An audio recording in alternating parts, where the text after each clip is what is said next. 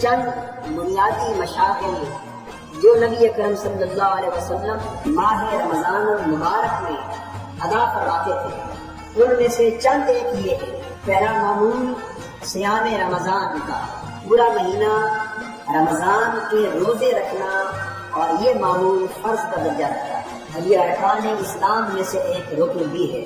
دوسرا معمول نبی اکرم صلی اللہ علیہ وسلم کا قیام رمضان ہے، جس کو ہم نماز تراویح کہتے ہیں، اور وہ رمضان کی راتوں کا قیام ہے۔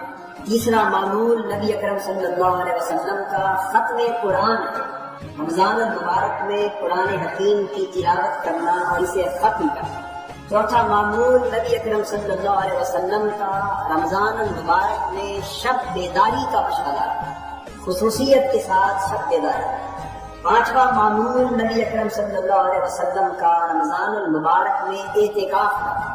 چھٹا معمول نبی اکرم صلی اللہ علیہ وسلم کا رمضان المبارک میں نماز تہجد کو باقی 11 مہینوں کی طرح ہی قائم رکھنے کا تھا۔